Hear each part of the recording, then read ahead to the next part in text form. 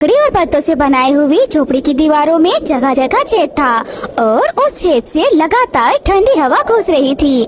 हवा इतनी तेज चल रही थी कि कमजोर झोपड़ी भी हिल जा रही थी और उसके अंदर बैठे टूनी और उसके दो बच्चे भी ठंड में ठिठुर रहे थे। मम्मा, बाहर से ठंडी हवा आ रही है। हाँ माँ, बहुत ठंड है। ठंड से तो पंख भी जम रही है। टूनी एक माँ थी और एक माँ होकर भी अपने बच्चों को ठंड से बचा नहीं पा रही थी, इसीलिए उसकी आंखों से आंसू छलकने लगते हैं। क्या करूँ मेरे बच्चों, मैं तुम लोग को इस कड़कड़ाते ठंड से बचा भी नहीं पा रही। मैं बहुत बुरी माँ हूँ। रोइए मत माँ, आप बहुत अच्छी हो, आप बहुत ही अच्छी हो। हाँ मम्मा, आप तो बेस्ट मम्मा हो, बस ये ठंड का मौसम ही थोड़ा बदमाश है। बच्चों, गर्मी के मौसम में झोपड़ी ठंडी रहती है, हमें कोई तकलीफ नहीं होती, पर ठंड में ये बहुत तकलीफ होती है। मैं भगवान से रोज प्रार्थना करती हूँ बच्चों कि ये ठंड थोड़ा कम हो जाए, पर होता ही नहीं। ठंड तो अभी और बढ़ने वाली है मम्मा। मैंने सुना है कि बर्फ का तूफान भी आने वाला है। तब क्या होगा मम्मा? हम तो बर्फ में दब जाएंगे और मर जाएंगे। तीनों माँ और बच्चे बैठकर अपना दुख बांटने लगे। पूरी रात तीनों सो नहीं पाए। अगले दिन सुबह धूप निकली और तीनों काम पर निकल गए। तीनों एक सेठ के यहाँ मिट्टी के बर्तन बनाने का काम करते थे। मिट्टी का मटका, कटोरी ये सब बनाया करते थे। आज भी वही करने चले गए। क्या बात है, आज इतनी देर क्यों हो गई? कल पूरी रात ठंड की वजह से सो नहीं पाए थे मालिक। क्या बात कर रही हो? ठंड तो मेरे घर पर भी थी, मैं तो मजे से सोया। आपके पास तो पक्के मकान है सेठ जी, और आपके पास रजाई भी है, इसीलिए आप अच्छे से सो पाए। केवल रजाई ही नहीं, रूम हीटर भी है। गरीब नहीं हूँ मैं तुम लोग की तरह। रूम हीटर वो क्या होता है सेठ जी?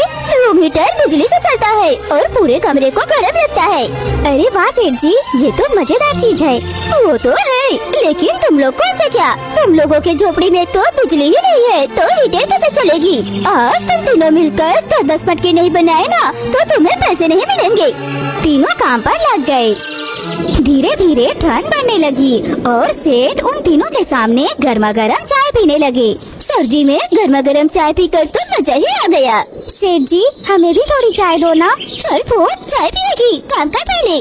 काम करके शाम को पैसे लेकर तीनों अपनी झोपड़ी में वापस आ गए। तभी गुड़िया अपनी माँ से बोली, मम्मा, हम मालिक के लिए मिट्टी का मटका बनाते हैं और मालिक उन मटकों को बेचकर पैसे कमाते हैं। हम खुद का मटका बनाकर क्यों नहीं बेचते? मटका बनाने के लिए अच्छी मिट्टी चाहिए। हमें मिट्टी कहाँ मिलेगी? और सेठ के कामों से फुर्सत मिले तब ना अपने लिए काम करेंगे। सेठ जी के घर में रूम हीटर है, सोचो मालिक को कितना मजा आता होगा। हे भगवान, हमें भी रूम हीटर दिला दो, हमें भी इस कड़कड़ाती ठंड से बचा लो। ऐसे बातें करते हुए तीनों खाना खाकर सो गए। रात को गुड़िया ने एक सपना देखा।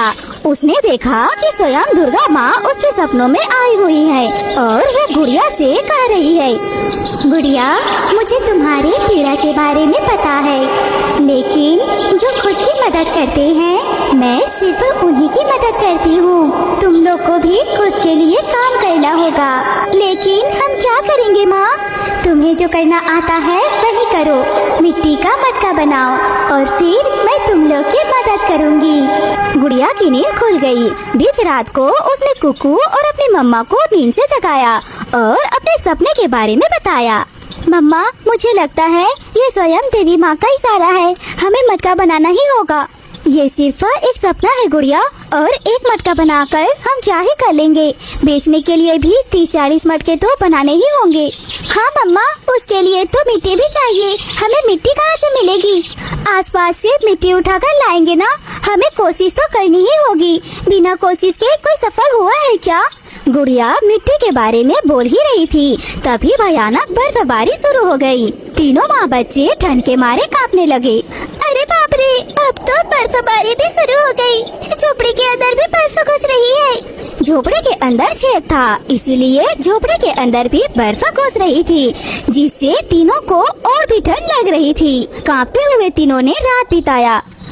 अगले दिन तीनों झोपड़ी के बाहर निकलकर देखा कि चारों तरफ बर्फ ही बर्फ है।